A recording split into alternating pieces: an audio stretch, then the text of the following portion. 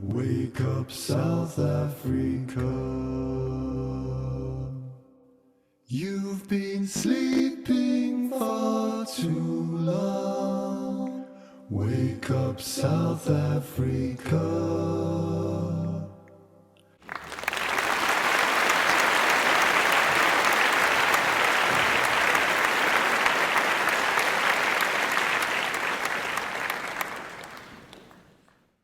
Hare Krishna Prabhu. Please accept my humble obeisances. All glories to Srila Prabhupada. My name is Bongi Sipo, and I will be your host for today. I will hand over the floor to you, Prabhu. Hi. Hare Krishna, thank you very much for another opportunity to speak on some Krishna conscious subject matter. It's always wonderful to be here. So I just like to pray to my spiritual master and the Acharyas. Om Gyana Timirandasya Gyananjala Shlakya Chakshuru Militamina Tasmai Shri Gurave Namaha Shri Chaitanya Amano Vishtang Shtapitang Yena Bhutale Swayang Rupa Vidamayang Dati Swaptantikam Vandeham Shri Guru Shri Utapad Kamalang Shri Guru Vaishnavangsha Shri Rupang Sakjatang Sahagana Ragnatang Vitam Tang Sajivam Satvetam Savdutam Prijna Saitam Krishna Chaitanya Devam Shri Radha Krishna Padan Sahagana Lalita Shri Vishakanvitangscha Hey Krishna Karuna Sindho Dinabando Jgatpate Gopisha Gopika Kanta Radha Kanta Namostate Taptikang Chana Gaurangi Radhe Vrindavaneshwari Rishabhanu Sutta Devi Pranamami Hari Priya Vanchakalpa Tarubhyascha Kripa Sindhukevicha Patitanam Pavnebhyo Vaishnavebhyo Namo Namaha Jai Shri Krishna Chaitanya Prabhu Nityananda Shri Advaita Gadata Shivasadi Gaura Bhaktivinoda Hare Krishna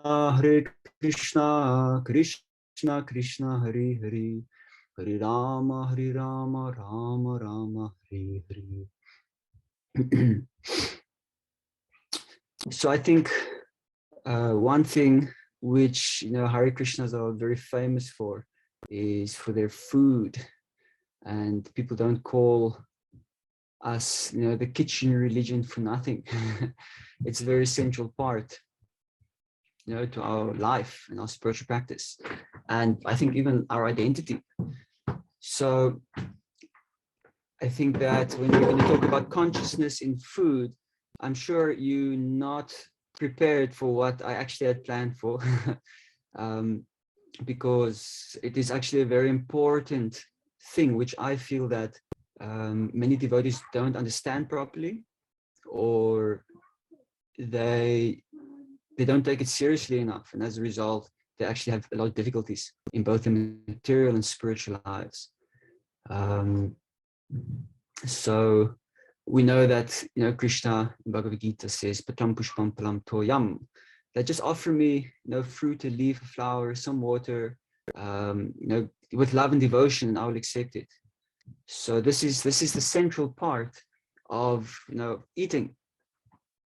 Because in other yoga processes, eating is supposed to be extremely limited and restrained, and for most of us that's not really possible. I mean, when you wake up and you look on your phone and the reminder says it's Ekadashi today, how many of us go I mean, you can still have paneer, you can still have milk, you can still have yogurt, you can still have so many things, just not rice and dal, just for one day. Actually, not even the whole day, because by the time you wake up, let's say it's 6 o'clock in the morning, and you go to sleep 14 hours later at 8 or 9 p.m., it's not even a full day. So, but even that for us is a little bit like, wow, Kadashi, it's wow, it's happening again. So what to speak of, like practicing Jnana Yoga or Ashtanga Yoga, where you have to live on roots and fruits only. And you sit and meditate most of the day. And if you're hungry, you eat a few leaves. Just need to know which leaves won't poison you, but otherwise it doesn't sound like a very tasty diet. So for us, devotional service, it's a very important part. Eating is something you can't do away with. And I think one has to be super transcendental to actually get off of the platform of needing to eat. So therefore, food is a requirement, is a necessity for all of us. And the way our relationship with food is therefore also important. And since we're practicing Krishna consciousness, how can we dovetail that? So I'm not going to talk about offering of what we're eating to Krishna. I think everybody understands, everybody new and old, they know when we cook with the intention of offering with love and devotion to Krishna. And please don't mind the noise in the background. There are some underlings in the vicinity. So what was I saying? So we cook with love and devotion, we offer it to Krishna. But we also know that Krishna does not require anything. He does not need food. He does not need to be worshipped with a ghee lamp. He does not require incense. He's Atmaram, he's self-satisfied. There's nothing which he's lacking. And so therefore, when we're offering to him, we understand that what we are actually offering him is our love. And that is the only thing which you could say Krishna can only get from us if we choose to give it to him. So one could say the only thing that Krishna doesn't have is our love.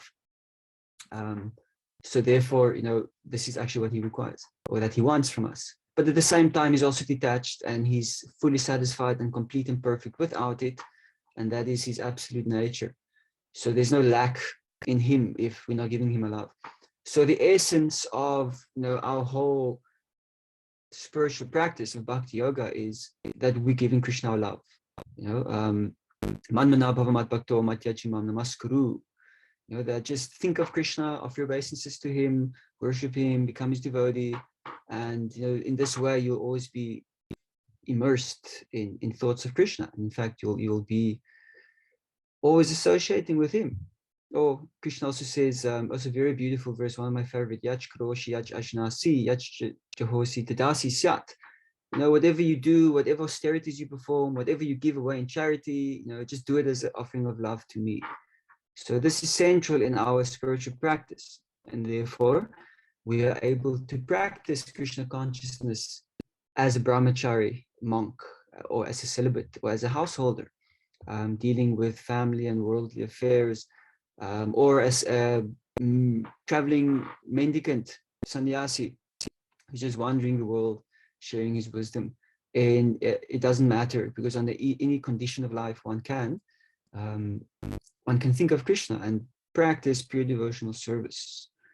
So when it comes to food, it's not just about, now I'm going to focus more on not the devotion we're putting into the food, but about what we put into our bodies. What we put into our bodies. Because some people believe that it doesn't matter what you put in. Sometimes you might meet a Christian and they will refer to a Bible passage that says, it doesn't matter what goes in the mouth, what matters is what comes out. And somebody mentioned this to Prabhupada once, and then Prabhupada just responded, but what if he eats stool? Does it still not matter what he puts in his mouth? So certainly what you put in has to be, seriously considered. And I think this is something that's very important for anybody to revisit. So new devotees should actually be trained up and taught, this tattva. And I think all the devotees should also revisit it and maybe just assess how chaste we still are to these teachings of Srila Prabhupada. Because when you join and you're super fired up and you're super sincere, that does not mean that it's going to stay like that. In 10 years' time, in 20 years' time, you might find that, wow, I'm not as sincere as I used to be. I thought I was, but I don't know when it happened. It could have been 1 year ago, it could have been 5 years ago, maybe 10 years ago. It's like, oh my God, what have I been doing this last time? So it's important. Bhaktivinoda Thakur recommends once a fortnight, which is pretty much every Ekadashi, one should introspect. One should take a inventory of your sadhana, your lifestyle, your thoughts, your moods, your consciousness, and you should assess. You should actually, like you're you're creating a business.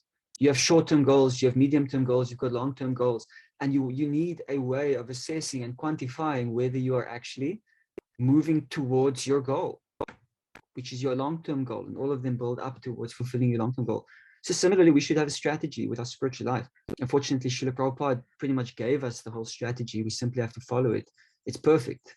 It doesn't lack anything. It doesn't need anything more. So I want to speak about eating food which has been cooked by non-devotees, particularly grains, which also is called karmi grains in the ISKCON circles. Karmi grains. Have you heard of that word before? Karmi grains. So we know karmi is somebody who is a sense enjoyer. His purpose in life is to enjoy his senses. Strictly speaking, a karmi is actually somebody who's super pious, because when you're performing karma, you're performing karma kanda, you're performing sacrifices, you're worshiping demigods, the ancestors, you are performing purificatory rites, because you desire elevation to higher statuses of life, particularly heavenly planets, where you can enjoy millions of times more than which is available in this planet, in this body. So that's super pious. But generally, when we talk about karmis, we also include the impious people, because they're also pursuing sense enjoyment, but they're just doing it in an impious way. Or one could even say in a bit of a demonic way, like not really honoring and recognizing, the supremacy of Krishna, like that. So some of you might have heard or seen of these experiments conducted by Dr. Masahiro Emoto. He's passed away now. I don't know if he's Chinese or Japanese, but he's a scientist, and he conducted these experiments on water. And he subjected water to different stimuli, and then he flash froze this water. And what he then did was, there's a special type of microscopic technique which creates a strong contrast. It's called dark field microscopy. We have a black background, but you project light from the top. And he could look at the actual crystalline structures which the water molecules are creating, because the water molecules, they attach to one another, and they actually form macro structures. So it's still water, it's still H2O, but the actual physical shape that they take differs. And what he found was really conclusive. And I really encourage you to check it out, his work. I mean, you can just, it'll take you 10 minutes is enough to understand, to get the gist of what his research was and what it is. But just the visual impression is so amazing. It's actually one of my favorite, I would say, modern kind of researches that have been done, which I feel is actually really profound. I'm not even though I have a science degree, I don't really regard, the modern day science very highly. But this particular thing I think is really groundbreaking. And one of the stimuli that he projected it onto the water were words. So they would have a jar, and then they would have people around, and they're meditating on love, for example.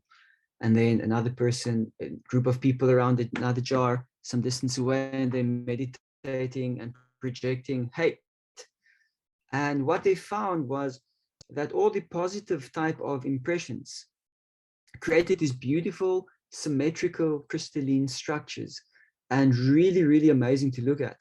And the ones which were subjected to negative emotions or thoughts, or like vibrations, they were completely disorganized. There was no pattern in there. It was just in complete like chaos. And it was super conclusive like that.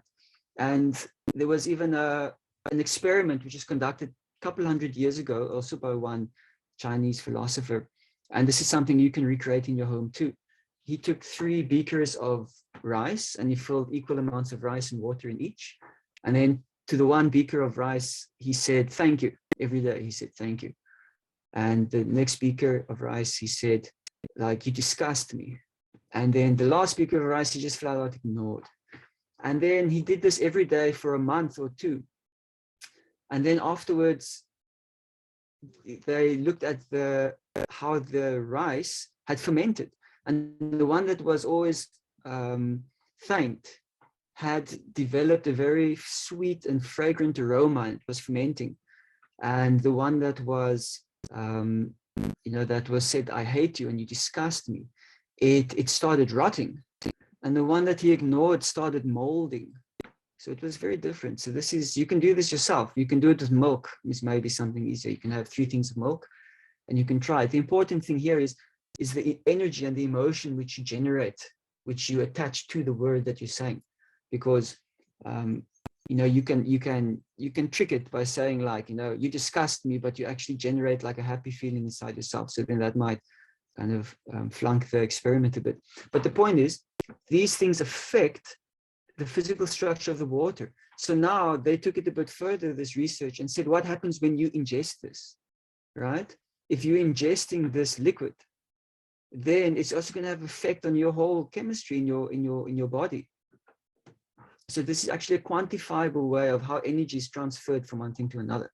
So when we have to consider about the food we're putting in, there's actually a very strong empiric scientific basis for considering these things. And but if you look at the scriptures also, they already have plenty information. For example, in the Kurma Purana, it says that all the sins of a man remain in the grain. Therefore, when one eats the foodstuff offered by another, he eats his sins as well. And I think this is really profound because we're like vegetarian. We're not eating anything which from an animal that has been killed. So now if you're eating food from somebody else who eats meat and they've cooked that food, that consciousness goes into that food and you're eating it. So it has the same effect on your consciousness as if you yourself had eaten meat. So maybe you won't be punished for the sin of killing an animal, but the effect, the tamagun, and just what to speak of, this person's desire that he has cultivated in his consciousness while cooking also goes in there. So this person's thinking about money, he's thinking about sex, he's thinking about prestige, about honor. All of that goes into the food. And when you eat it, you absorb this energy. These desires also become yours, just like if you associate with a person. Because eating is actually an extremely intimate activity. It's extremely intimate activity. Some cultures have maintained it, but I think in the West especially, eating is such a mechanical thing. People don't actually take it seriously.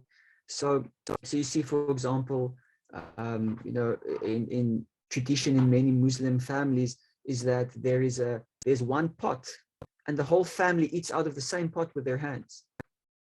So I think that's very, very intimate. I might not do that myself, but I can appreciate the intimacy between the members of the family by doing something like that. I think it's very intimate, and in a sense, you could even say like sacred. And you're not going to do that with just anybody. And many traditions, they have these kind of cultures around food and eating. And I think in the West, we have really disconnected from our food like that. And it's really manifest in the stuff we put in our body. Like you walk into a shop and you pick up a pack of Doritos and you're not even considering, what it is that you're eating. I saw a video the other day of a person setting Doritos on fire like it's charcoal and it burns. There's a flame.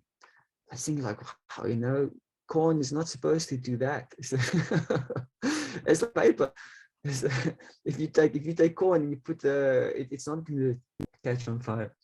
So there's this instance of Prabhupada where he was given bread which was cooked by non-devotees, and that night he had nightmares, and the next morning he was a bit disturbed and he said, no, don't ever give me anything cooked by non-devotees. Don't give me especially any bread.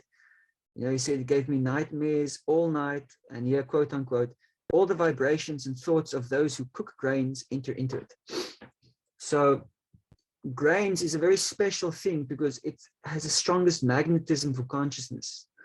It's not the same as like somebody making a salad for you and you're having that. It's very different for 2 reasons. One is there's no grains in there, and 2, there's no fire involved. When there's fire involved and you cook something, it burns the consciousness into it. So, but even if you have some, cooked vegetables, it's also not the same, because grains particularly are mentioned as absorbing, the full extent of the consciousness of the cook. So here's another interesting instance where Sankirtan devotees had asked Srila Prabhupada, if in Germany, if they could eat karmi bread. And he replied that it is not permitted except in an emergency. And this means, biscuits, cakes, all kinds of things like that. And he said, you should make your own chapatis or make your sandwiches and take that with you. So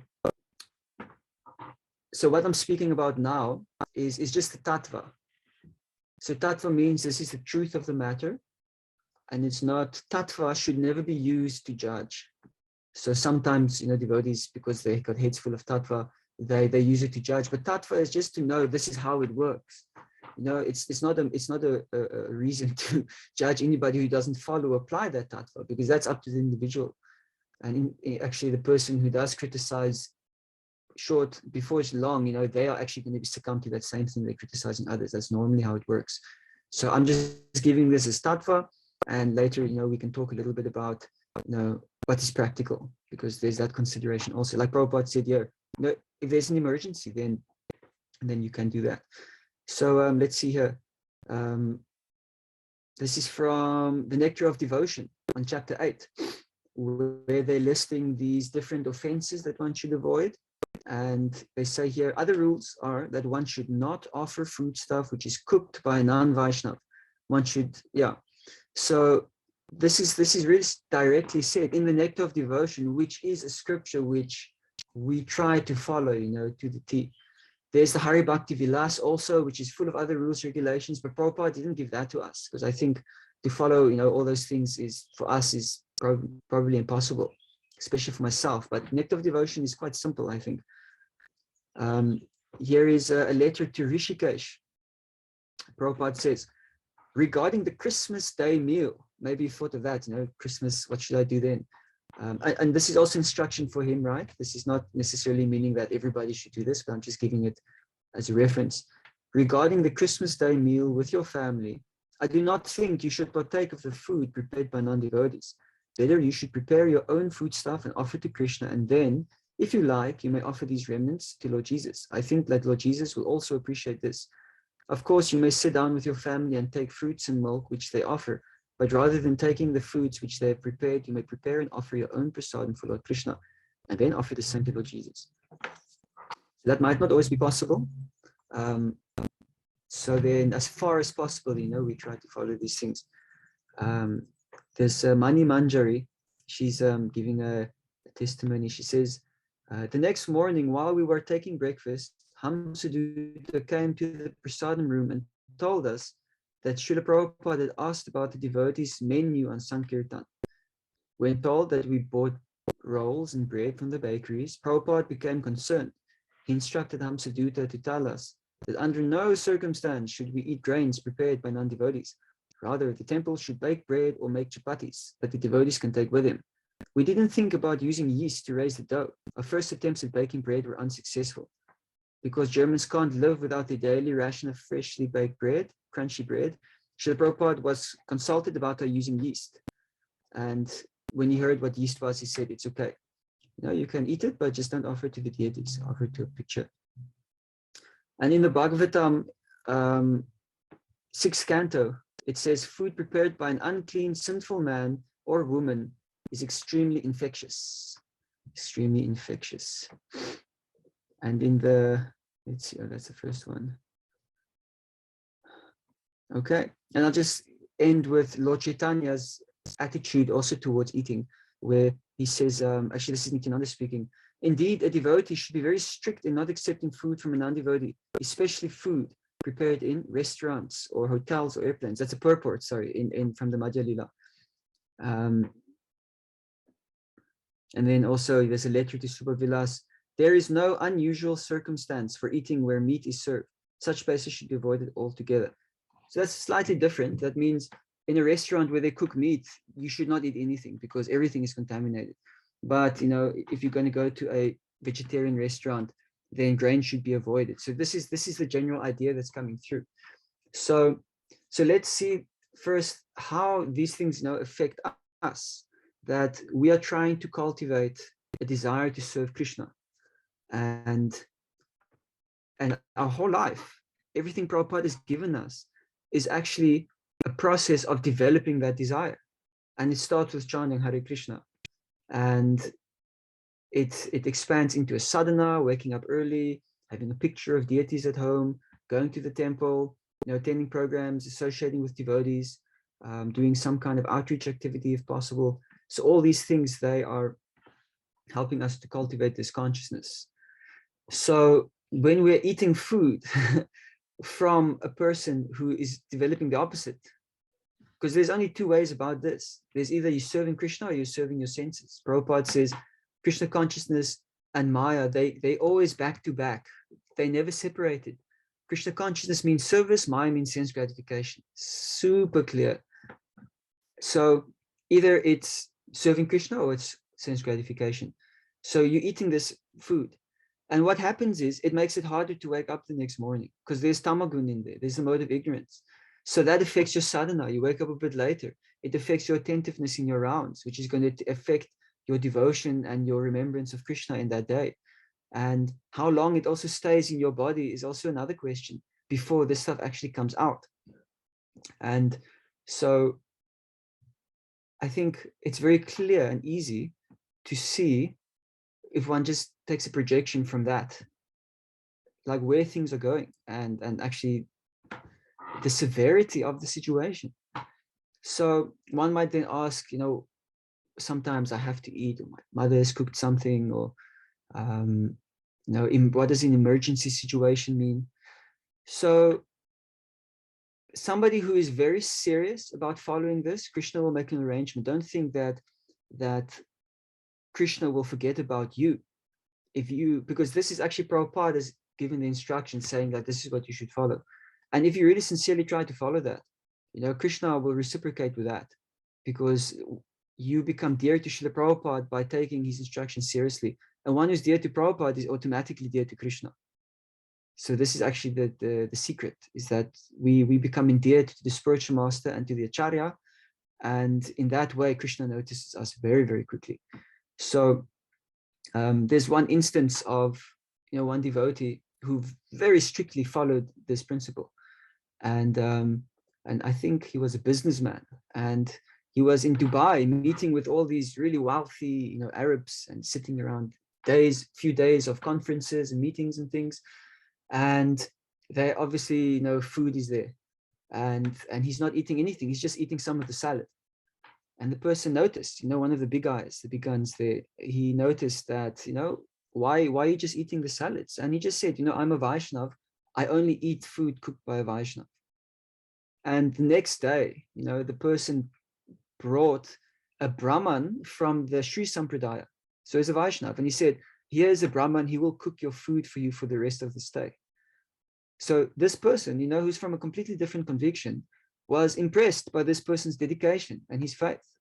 And look how Krishna in his heart had arranged this thing for him so that he could have nice prasadam to eat, cooked by a Paka Brahman. So we should not think that Krishna, will not make arrangement. And also, austerity is good. So sometimes, if you go for a few hours without eating, or you miss one meal, like how big a deal is it? How big a deal is it? If you are diabetic, that might be a different situation, but how many of us are diabetic or have some kind of condition where missing a meal could actually be very dangerous, For example, I think maybe a mother that is breastfeeding is another example I can think of. I think it's very important that they regularly eat, because they can get very ill, and also the baby is also relying on the nutrition. So I think that might also be considered an emergency situation. But more than that, we should use our intelligence. We should plan. If you're going to a place where there's no prasadam, then try and make an arrangement. Try and plan ahead. Krishna consciousness has to be planned. You have to plan to wake up tomorrow morning before sunrise. It's not just something that happens, it's not just, I'm going to bed and I'm going to set my alarm for 5 o'clock and hope for the best. That's not going to happen if you go to bed at 12. You have to plan. All right, if I want to wake up at 5, my body needs at least 7 hours, or maybe I can get away with 6 hours. Then at least I should go to bed at 9 or 10. Okay, so that's part of the plan. Okay, let's think more. All right, I'm going to eat by 6 o'clock. Let's make sure I eat then and I fill my stomach then. Otherwise, if I eat at 9 o'clock or half an hour before bed, I'm going to be very lethargic. I'm not going to sleep properly. I'm not going to wake up. So this is your intelligence, you know, Krishna has given that to us. And there are more than enough devotees who know these things, who you could ask also if you don't know. And also Google is at your fingertips. You know, just Google some question and you just put Prabhupada at the end. And usually, you know, it doesn't take very long to get a quote from Prabhupada or like that. It's very nice. It's one of the few uses of Google. So we should take advantage of these things. We should really take advantage of it, because if we don't, then Krishna consciousness is always possible. You know, even if you're unable to follow the four regulative principles, not even one of them, it's still possible to chant Hare Krishna. It's still possible to read the Bhagavad Gita and go to the temple. It's not a disqualification, you know. But your life is going to be harder. Your life is going to be harder. It's going to be hard to be happy. It's going to be hard to be happy because happiness, you know, requires some mode of goodness. And if you're always immersed in mode of passion, ignorance, there's no happiness found there, because, you know, happiness is found in the present moment. It's like mode of goodness. It sounds a bit new agey, but that's actually one of the things they've got right, is that happiness is found now. But in mode of passion, you're projecting into the future. You're planning your happiness. You're planning, if I have this, I don't have enough fingers on my hands, then I will be happy. And sometimes you even get all of that, which often usually doesn't happen. But even if you do, then you're still feeling unhappy. Mode of passion. A mode of ignorance, you're just completely in the past, lamenting about bygones and things that had happened, which could have been done differently. And only if I had done this, then this situation would be like this, and then I would be happy. So mode of goodness is required.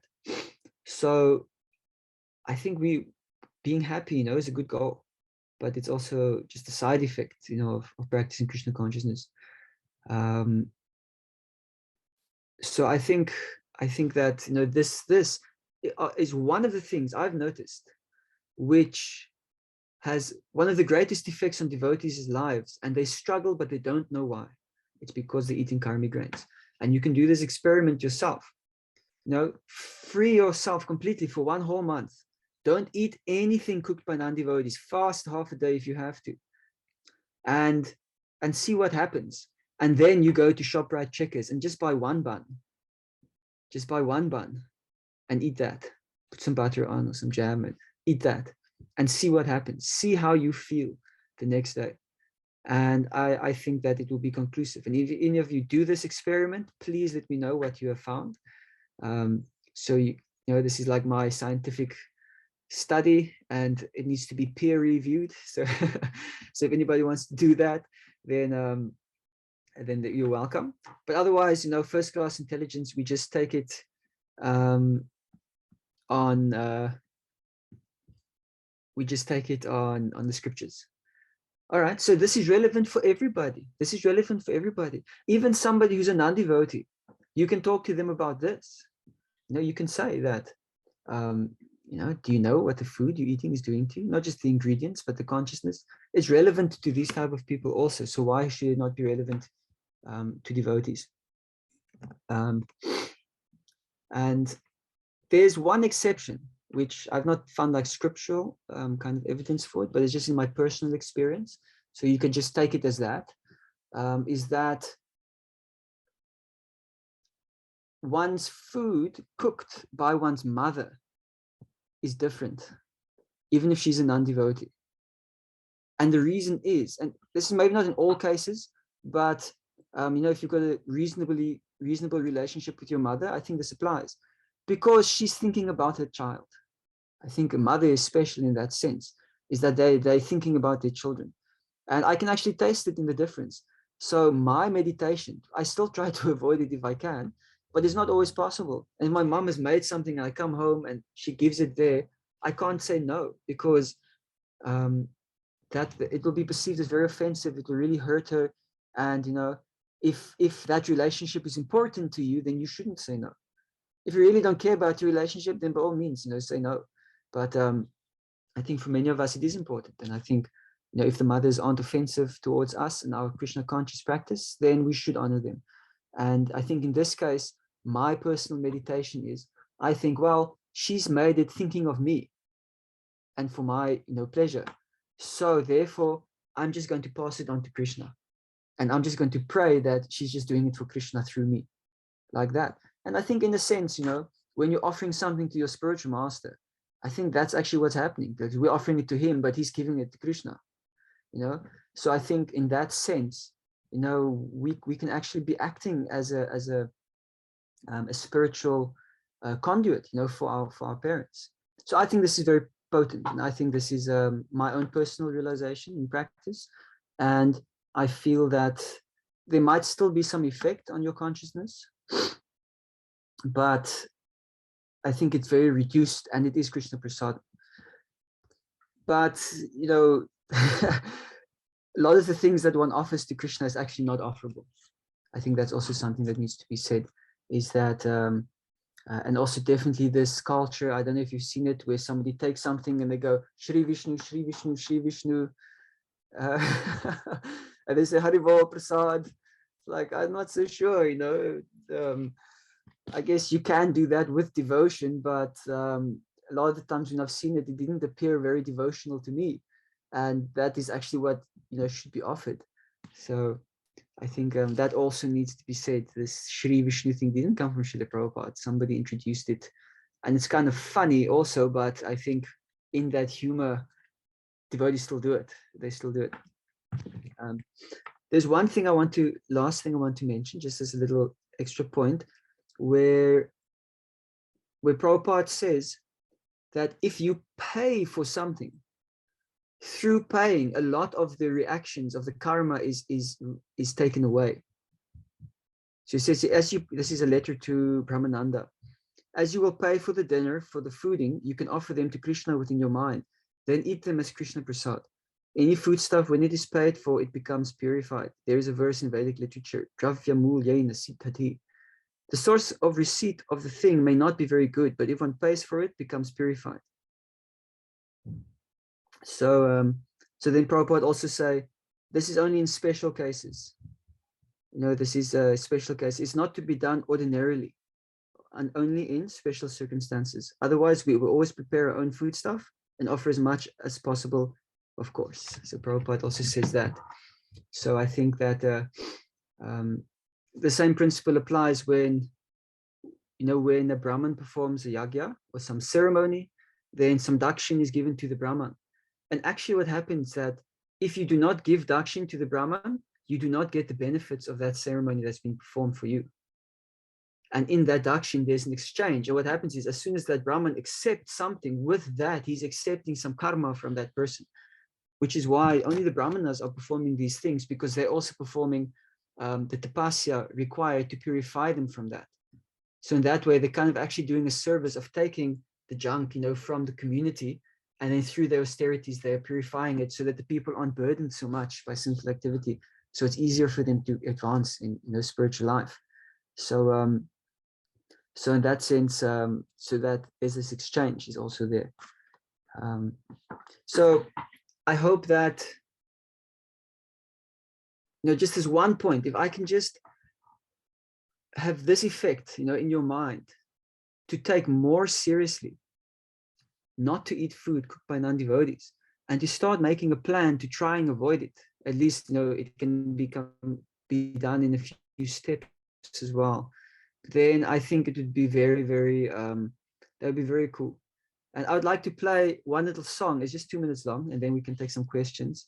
I don't know if you've heard of this person, probably his real name, Yamani Yamadas Brahmachari. It takes like these modern day songs. This particular one is a rock song, and he puts in like lyrics of tattva. So I'm going to try and play this. I think it'll work. Let's see.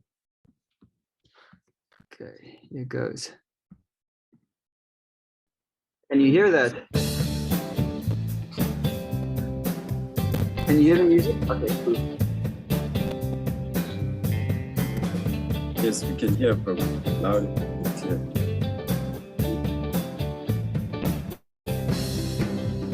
Prabhupada did not want eating in restaurant karmi grains. Karmis are lusty and rude. Guess what goes into your food? Karmi grains.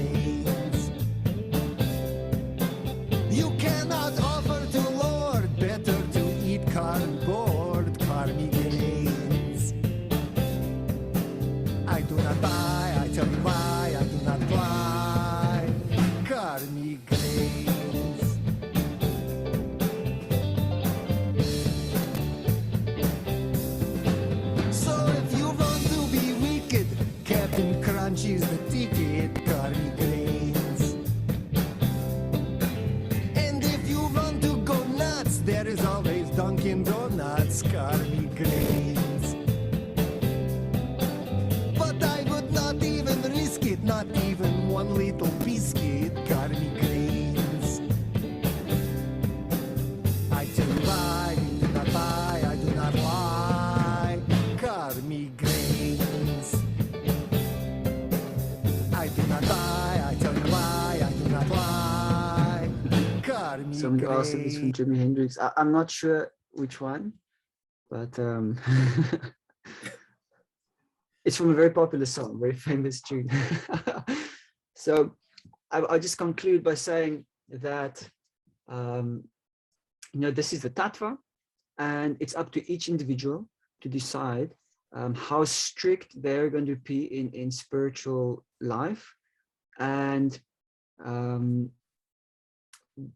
that it is very clear, how Prabhupada felt about this and about the, what the result is of these kind of things. So it's very much a personal thing. When we're looking at each other, we should never use tattva, to think somebody else, oh, I'm not eating kami grains, but he is, therefore I'm more advanced, or some rubbish like that, because not eating kami grains does not mean you're pure devotee. So I think that's also important to know, because sometimes these things can be used like that. But just reflect on it, and just at least aspire for it if one is not ready to do it now. I think that's the key point, is that aspire for that. This is the level where we want to be, because we will be very, very safe in our spiritual life if we are able to follow these principles like that. Okay. Does anybody have a question or comment? Wow, thank you so much for that, Prabhu. Literally every word you spoke, every sentence, it's something that really goes into my arsenal of, weapons that I can use to shelter myself from Maya. And it's just, I highly recommend for anyone for the people watching, devotees watching, to go and watch this video again, the recording, so that, it's just the way that you've presented this knowledge and you spoke on the topic. It's really emphasizing the point that, consciousness doesn't stay in one place. It gets transferred, and it gets spread whenever one makes contact, with the modes of material nature. So yeah, devotees, if you have a question or comment, please kindly raise your hand and I will unmute you. This is the time to do so. And whilst we're waiting for devotees to come with their questions, I have a question and a comment myself. I really love how, you basically touched on the sort of how it's based on my experience every time, especially when I came across this topic that you're speaking about a few months ago. It felt like almost, my journey in Bhakti, there's always something waiting for you in the corner, some regulation that you didn't know about, that, oh, now I gotta stop this. Now I can't take food cooked by my mother, and all of these things pop up. And now there's something wrong with buying bread now. Come on, what am I supposed to eat? But the way that you're presenting the tattva, it's to help us be happier and to live in the mode of goodness. And I can also attest and sort of testify based on the past few months and this experiment that you are encouraging us to do. It really, really, really helps, and it works. It helps out a lot with sadhana, waking up, and strengthening one's spiritual life. So it's all about making us happier, and just a little bit of regulation, it goes a long way. And like you said, food cooked by the mother, at least it's mostly not contaminated. So now leading to my question, which is especially in a situation where if a person is at home, they're staying with maybe people who may be non-devotees, family members, can maybe, if I'm in that situation, can I cook maybe a separate sabji or a gravy, small on the side? And then, because I've heard that once food becomes prashad, then if it makes contact with other veggies or boga, then even though those veggies are not offered, they also become prashad. So if maybe a family member cooks or a friend, can I mix it with food that I've offered and then take that as prashad still? I have heard this before, but I've never read that like in the scripture or heard it from Srila Prabhupada either. Because if we think about it, prasad means something that has been enjoyed by Krishna. So if prasad, something which has been enjoyed by Krishna, touches something that has not been enjoyed by Krishna, that does not mean that that thing has been enjoyed by Krishna, right?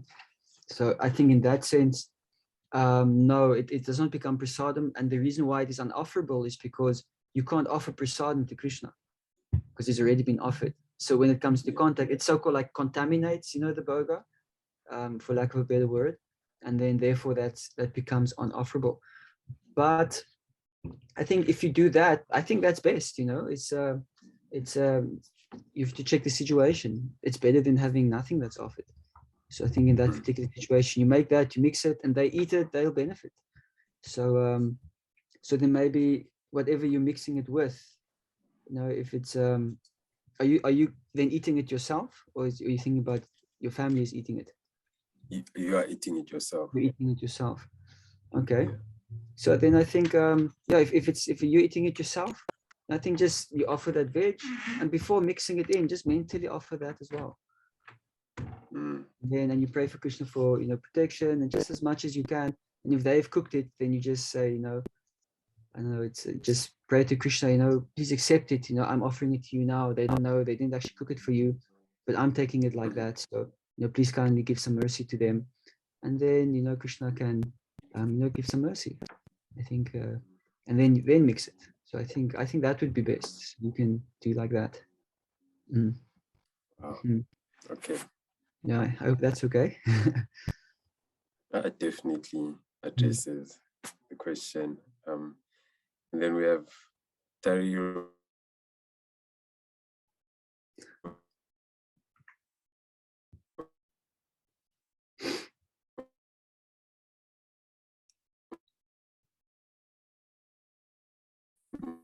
Mataji, she's got a hand up. Hare Krishna Prabhu. I just wanted to ask, so I'm still like quite new in the movement and whatever, and obviously like food makes a really big part of like our everyday like lives and stuff, when you're out with family and friends, and a lot of the time it revolves around food and stuff, right? So now my thing is, obviously you're saying, you should make a plan before you go somewhere, or you're going to go and do stuff, or sometimes things do happen impromptu and stuff. So how do you like balance that out? Like say maybe you're going to a relative's house for dinner, and obviously there's nothing there that you can eat, and then obviously respectfully saying, no, I'm sorry, I can't eat any of this or whatever. Like how do you navigate that and get to a point where it's like, okay, cool, I've always got a plan, like I do this or whatever. Like to whose house are you going? In the example you gave?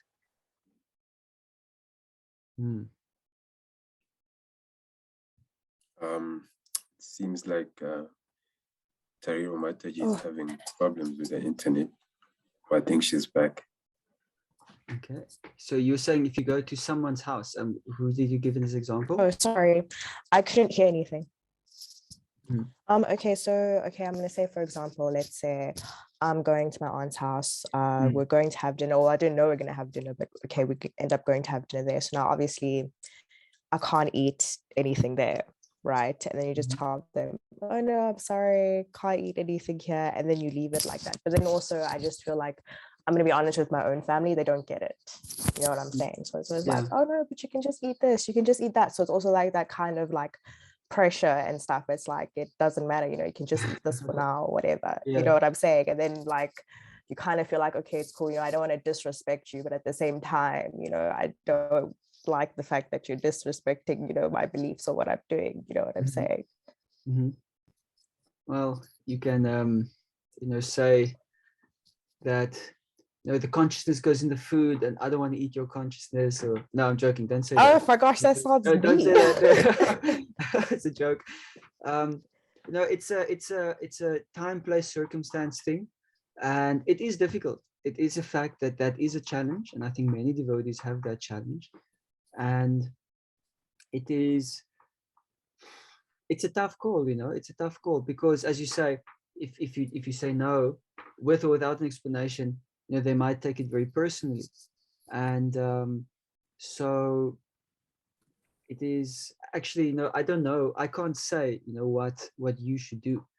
Like if I'm in a situation, then I would have to decide for myself, and sometimes you are in those situations where you kind of don't have a choice. So, but whatever it is, one should just always think of Krishna, and one should just always take shelter by Krishna and just pray to him for protection, and just ask him, you know, that, you know, I don't want to be involved with these things, and can you please, you know, just protect me that I'm not in these situations.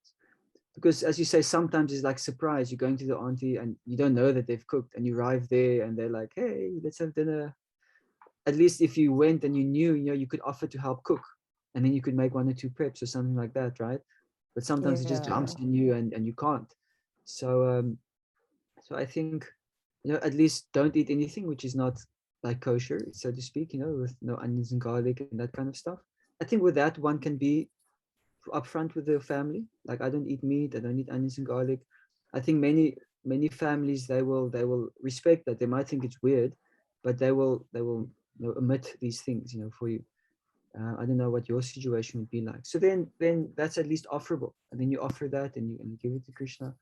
So so as I say, it's tough to say. I can't say this or that because I'm not the one making the choice, you know. It's but I do acknowledge it is a very tricky. But I think for me, it's more like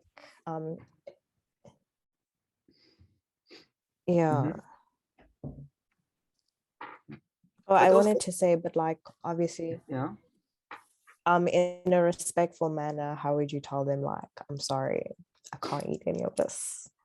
Okay, so maybe you could just explain,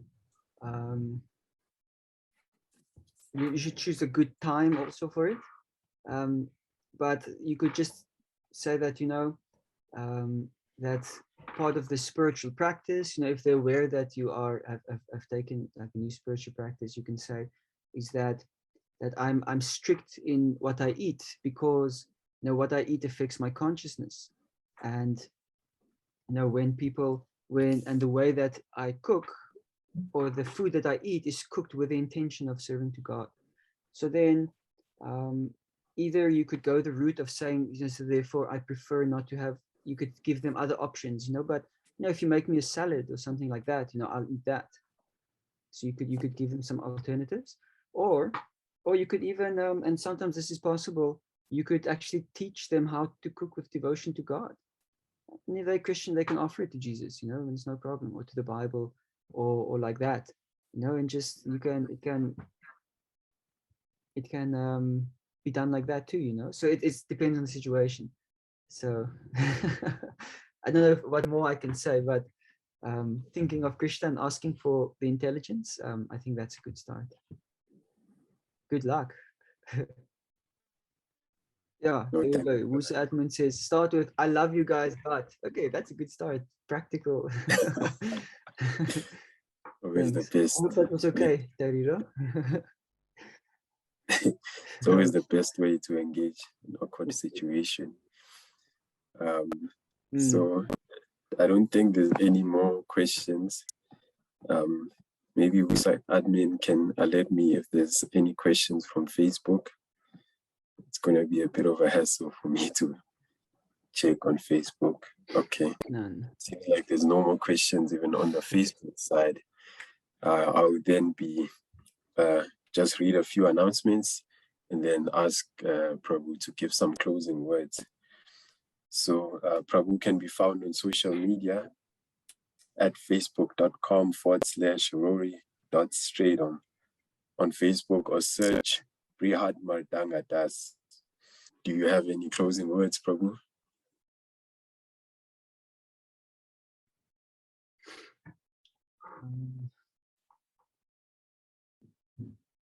The spiritual life is worth protecting.